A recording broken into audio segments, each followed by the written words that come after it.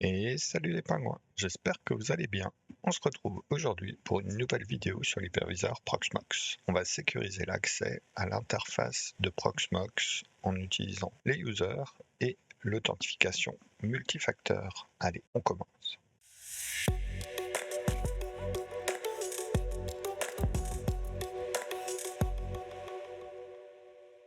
L'utilisation de Proxmox impose d'avoir une interface web qui est accessible. Si votre serveur est en public, du coup, l'interface web est en public aussi. Donc on va voir comment pouvoir sécuriser tout ça.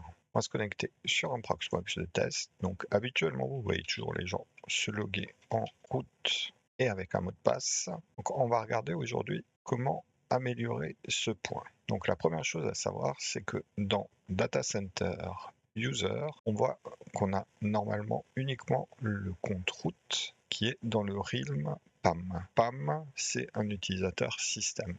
Il y a un autre realm qui existe, qui est PVE. Quand vous créez un user sur PVE, il n'a pas accès au système. Donc il pourra par exemple pas faire de SSH dessus. Par contre, si vous le créez en PAM, du coup, il aura accès au serveur, il aura son compte user.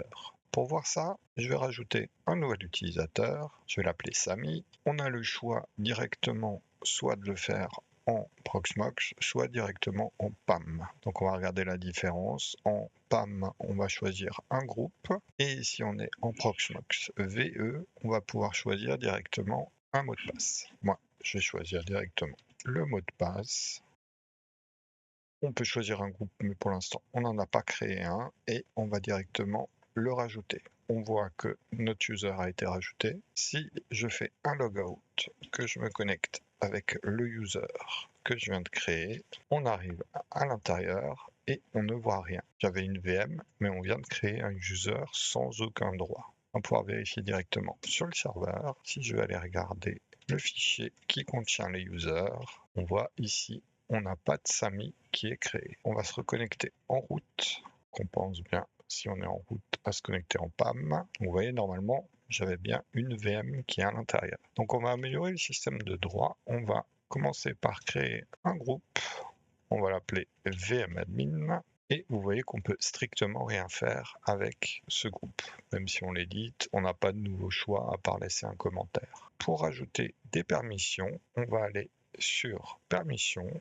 On va rajouter groupe permission. On va choisir les droits qu'il aura. Donc on peut spécifier soit le gestionnaire des réseaux, soit un node particulier si on est en fonctionnement d'un cluster, ou alors directement les VM ou une VM spécifique. Donc j'ai une VM qui est la VM 100 et j'ai surtout un groupe que je viens de créer et le rôle, on va aller lui dire qu'on veut lui donner les rôles de PVE VM admin. On le rajoute, on va aller dans notre petit user Samy. Cette fois-ci, le groupe, je vais sélectionner vmadmin et je valide. On se déconnecte du PAM, on change le realm d'authentification, on se connecte et cette fois-ci, quand on déplie, on voit uniquement la VM numéro 100. Donc je ne vais pas donner la VM 1000 ni la VM 1003. Donc on peut restreindre un user à utiliser uniquement l'interface pour avoir accès à une partie spécifique. Donc c'est pareil, si vous regardez dans Data Center, on n'a pas le SDN, on n'a rien qui peut nous aider. Donc ça c'était le premier point. Donc on peut créer des users et surtout on peut les restreindre. Il y a une autre fonctionnalité que je vais vous montrer qui va vous permettre de sécuriser encore plus l'interface, surtout pour le compte route. Donc quand je vais dans route, je vois que c'est un compte PAM. Pour sécuriser le user route ou tous les users qui sont en mode PAM, on va pouvoir installer par exemple fail to ban.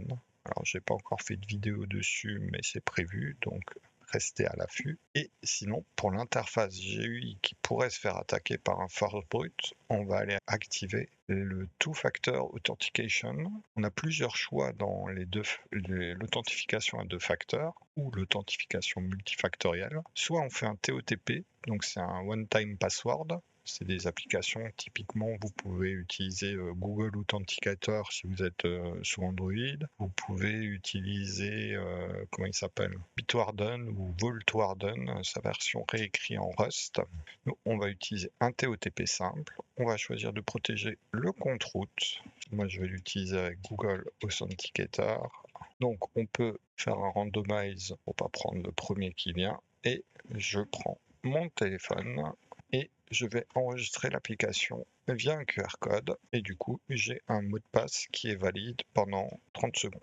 Je le valide, donc j'ai bien Google Authenticator, et si maintenant je me déconnecte, que je me reconnecte en route, là vous voyez que j'arrive pas sur l'interface directement. Il va me demander le TOTP, je vais taper celui que me donne l'application et je peux rentrer directement. Donc là, ça vous permet, même si l'attaquant a votre mot de passe, tant qu'il n'a pas votre téléphone ou votre tools de multifactor, il ne pourra pas se loguer sur l'interface. Donc l'interface, maintenant, elle est protégée contre le force brute directement. Alors, il y a une chose à savoir, c'est que si vous avez par exemple pas votre téléphone ou que vous vous êtes fait braquer le téléphone, on va pouvoir ajouter une deuxième couche qui est les recovery keys.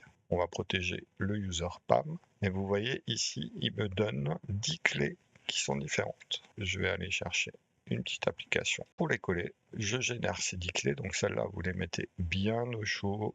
Idéalement, vous les imprimez, vous les mettez sous enveloppe si vous êtes dans une équipe comme ça. En cas d'urgence, quelqu'un pourra récupérer ces clés. Et maintenant, si je me déconnecte et que je me reconnecte en route, admettons, c'est les vacances pour vous, un collègue doit faire une opération, il n'a pas votre téléphone et il ne veut pas vous déranger pendant les vacances, vous pouvez utiliser les Recovery Keys. Donc là, il vous indique toutes celles qui sont encore disponibles. Je vais prendre par exemple la numéro 7. Si je lui donne la clé, j'arrive à me connecter. Donc vous avez vu qu'il m'a proposé les 10 clés.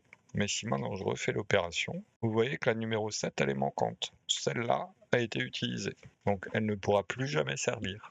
Donc ça vous permet directement de gérer une partie d'authentification forte que vous pouvez déléguer en cas de souci. Donc comme je disais, ça permet uniquement de protéger l'interface. Si on essaye de se connecter en route, donc moi j'ai un échange de clés SSH, ce qui me permet directement de me connecter. Pour ça, on n'est pas touché. Il existe aussi des solutions d'authentification multifacteur pour le SSH. On y reviendra peut-être dans une prochaine vidéo, mais en tout cas, vous avez vu que cette fois-ci, l'interface de Proxmox est protégée. Voilà, merci d'avoir regardé la vidéo. J'espère qu'elle vous a plu. Si vous voulez être informé des prochaines vidéos, cliquez sur le grelot. Et sinon, restez pour avoir d'autres propositions de vidéos. Allez, ciao!